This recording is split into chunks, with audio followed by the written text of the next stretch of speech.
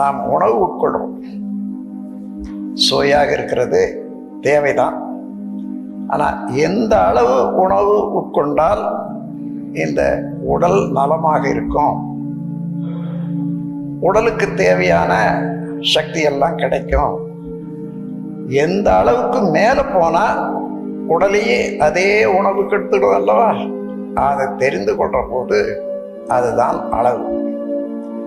நம்ம உடல்ல சீரணிக்கக்கூடிய அளவு இருந்த சக்தி அது ஒரு அளவில் தான் எல்லை கட்டி இருக்கிறது இயற்கையால்.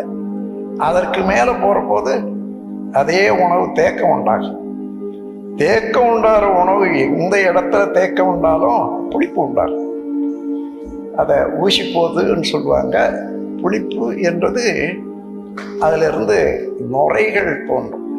அந்த நுரைகளில் இருந்து அது ரசம் வடிகட்டுற போது அதிலிருந்து அந்த நுரைகளோடு வர்ற போது அந்த நுரையோட ரத்தம் உற்பத்தி ஆகிற போது ரத்தத்திலையும் நுரைகள் சேரும்.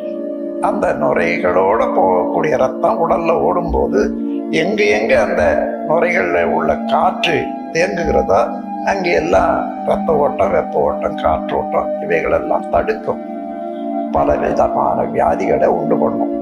அதனால உணவு அவசியம் என்று தெரிந்து செய்யும் போது அது கடமை. ஆனால் அது ருசிக்காகவோ அல்லது உணர்ச்சி வயப்பட்டோ அளவுக்கு அதிகமாக சாப்பிட்ற போது அதுதான் பேராசை.